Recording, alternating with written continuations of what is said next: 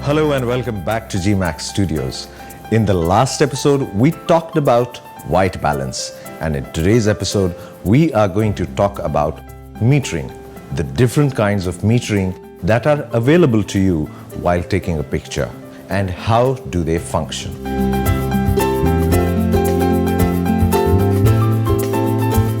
Before we understand metering, let us take a look at what is incident light and what is reflected light, because this is very important to know how the camera reacts and thinks to a particular situation. If you've seen episode 1, you know that the light hits the subject and enters the camera, and that is how a photograph is made. So the light that hits the subject is called incident light, and the light that is reflected off the subject is called reflected light.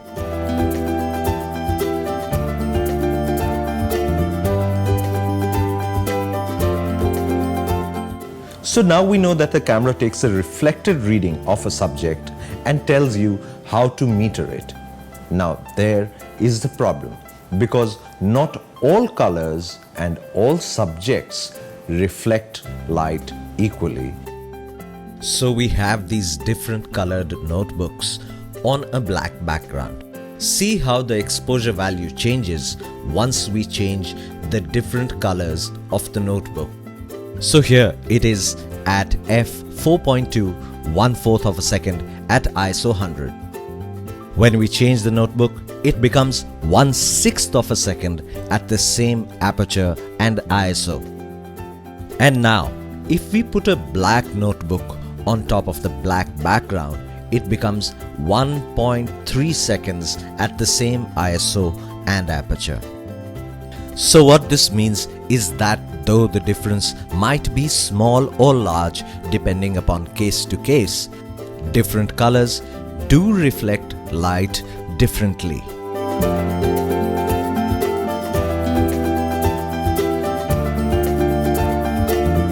You know, there is often a huge gap in between what you think your photograph should be and what the camera thinks it should be like, because the camera is primarily designed to expose everything correctly. So if you're thinking of taking, those moody shots where the light is, only on half of the face and the other half is in darkness, the camera does not understand that that's the kind of picture that you're trying to take. It will try its level best to expose the entire image correctly. It will not understand highlights, it will not understand shadows.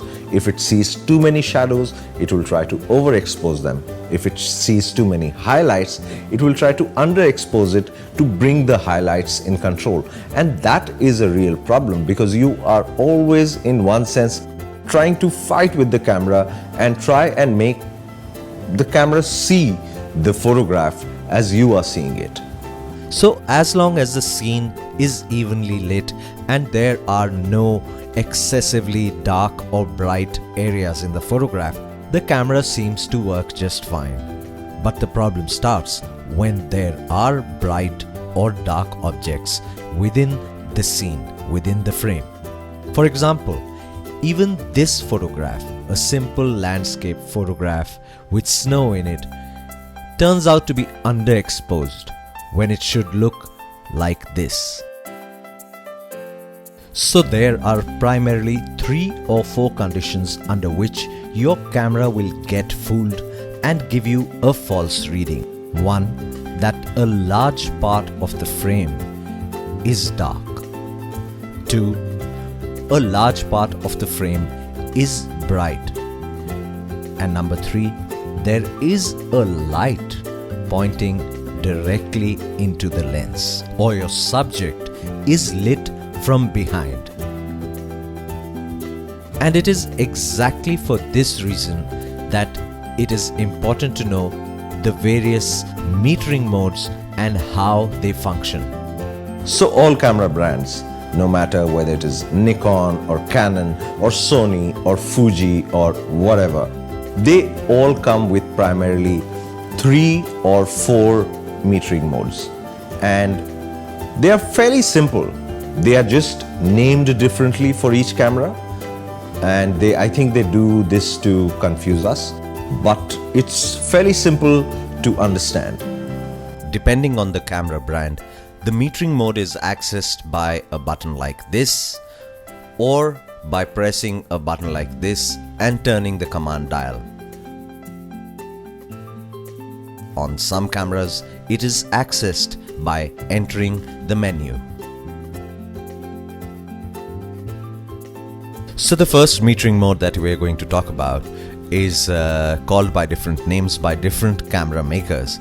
Nikon calls it matrix, Canon calls it evaluative, Sony calls it multi, and Fuji calls it multi as well. And this is possibly the most advanced metering mode available on any camera, and it is accurate 90% of the times.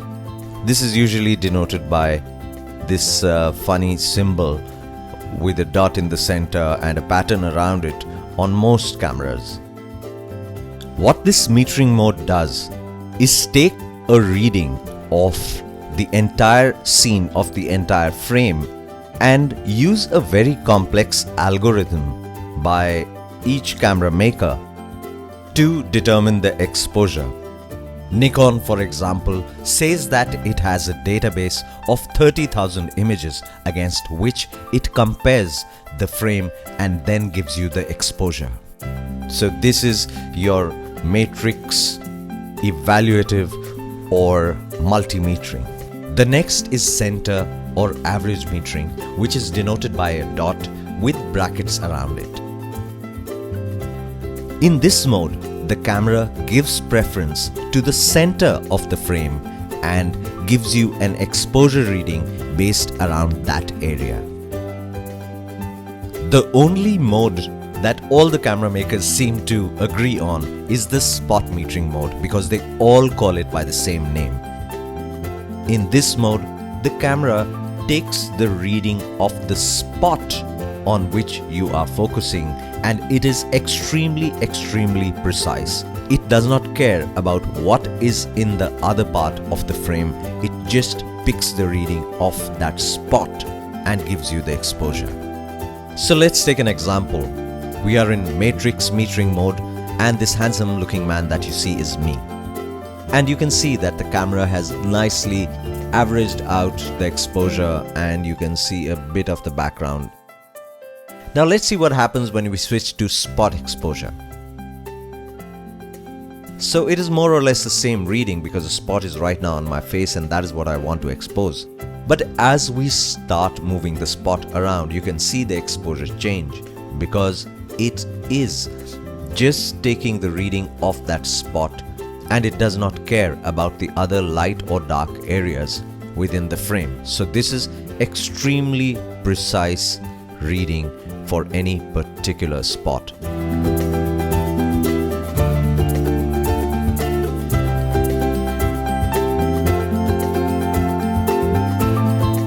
So now let's see what happens when we go to the center weighted mode. In this mode, the camera is exposing for the center of the frame, and right now, as you can see, I am more or less in the center of the frame, so the exposure is kind of okay. But if your subject is off center, then the camera might get confused and give you a picture that you don't want. So you have to compose accordingly.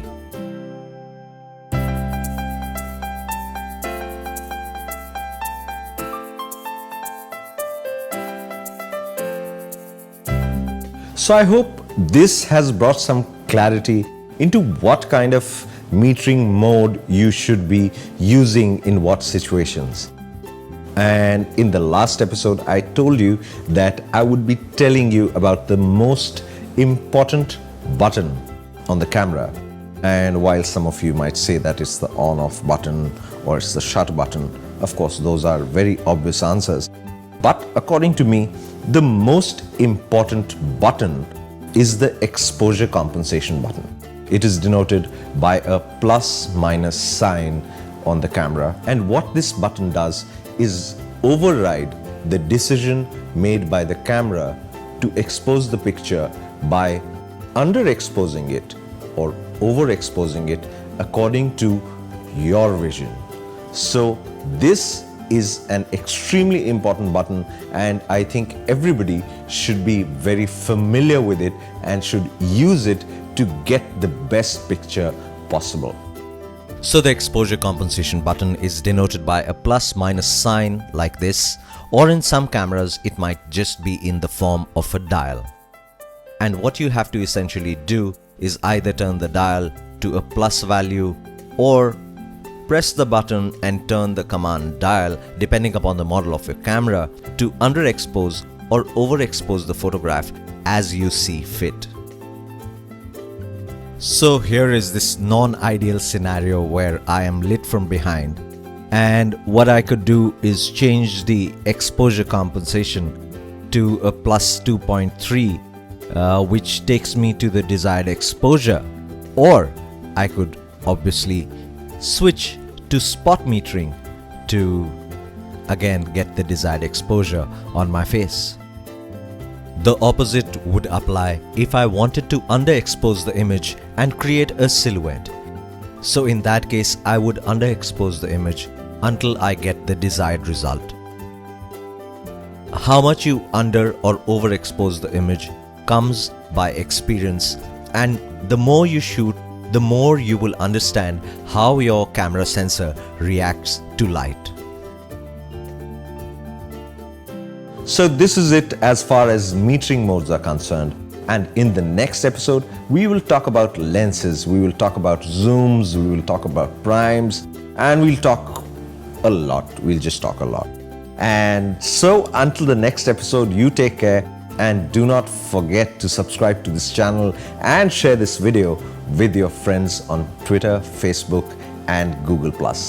Until the next episode, take care.